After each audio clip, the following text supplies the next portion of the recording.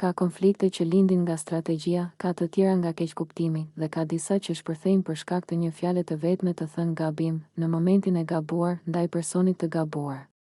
Ngjarja mes Labinotit dhe Labit, ku një ngatërim emrash përshkallëzohet deri në përmendjen e gruas dhe përfundon me goditje me grusht, është një shembull i qartë se sa i brisht është kufiri mes komunikimit dhe dhunës. Kjo nuk ishte thjesht një përplasje mes dy individëve. Ishte një përplasje mes egos, nderit, kulturës së reagimit impulsiv dhe paaftësisë për të ndalur veten në kohë. Ngatërimi që ndezi shkëndijën në pamje të parë, gjithçka nisi si një situatë banale. Labinoti ngatërohet me Labin, një gabim që në një ambient normal do të ishte korrigjuar me një sqarim të thjeshtë. Por ambienti ku ndodhi kjo përplasje nuk ishte normal. Ishte i ngarkuar emocionalisht, i mbushur me tension, konkurrencë dhe nevojë për afirmim personal. Ngatërimi i emrit nuk u përjetua si lapsus. Ai u përjetua si mosrespekt. Dhe kur një njeri ndihet i pavlerësuar ose i fshirë, reagimi shpesh nuk është racional, por instinktiv, nga keqkuptimi te përplasja verbale. Kur Labinoti tentoi të sqarojë, situata nuk u qetësua. Përkundrazi, fjalët filluan të marrin ngjyrim personal. Tonet u ngritën. Fjalit u shkurtojnë. Komunikimi humbi qëllimin e tij fillestar dhe u kthye në duel. Në këto momente, konflikti nuk ka më lidhje me atë se kush e tha çfarë saktësisht. Ai ka lidhje me atë se kush ndihet i sfiduar dhe kush ndjen se po humb kontrollin. Përmendja e gruas, vija e kuqe, momentin kyç e shënoi përmendja e gruas. Në kulturën shqiptare, familja dhe veçanërisht gruaja mbetet një territor i shenjtë. Pavarësisht se sa moderne mund të jetë shoqëria në dukje, kjo ndjeshmëri është ende thellë e rrënjosur. Kur Labi e përmendi gruan, fjala pushoi së qeni debat. Ajo u kthye në provokim. Jo domosdoshmërisht për atë që u tha, por për faktin që u tha.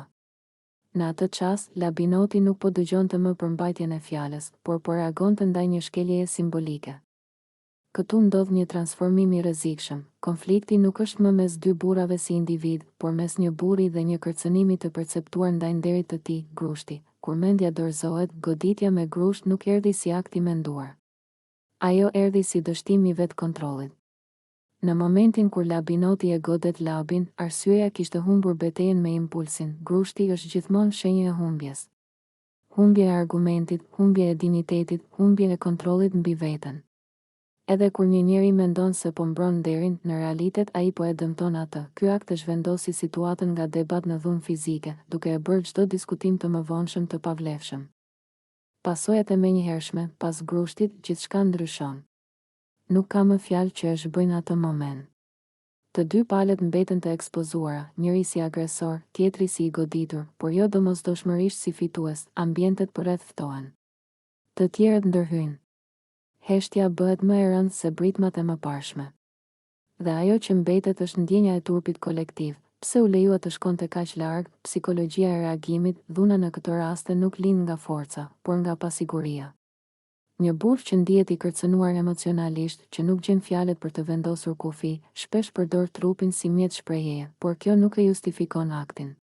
Përkundrazi, e bën më të domosdoshëm diskutimin mbi mënyrën se si shoqëria i mëson burrat të reagojnë, jo të flasin, por të godasin. Nderi si barr, ideja e nderit, kur keq interpretohet, bëhet barr. Ajo i detyron individët të reagojnë në mënyra që nuk do t'i zgjidhnin në kushte normale. Përmendja e gruas u perceptua si cenim, por përgjigjja me grusht ishte cenimi më i madh ndaj vetes. Në fund, gruaja që u përmend nuk fitoi asgjë nga ai reagim. As respekt, as mbrojtje. Vetëm u bë pjesë e një konflikti që nuk i përkiste. Mësimi që mbetet, ky episod na mëson disa të vërteta të pakëndshme. Keqkuptimet e vogla mund të bëhen tragjike në ambiente të tensionuara.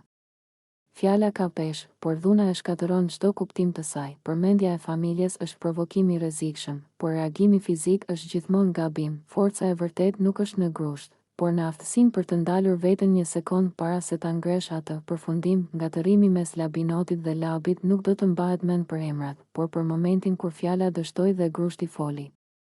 Dhe sa herë që ndodh kjo, humbim të gjithë pak nga aftësia jonë për të jetuar në shoqëri, sepse çdo grusht është një pranim i heshtur se nuk ditëm të flasim.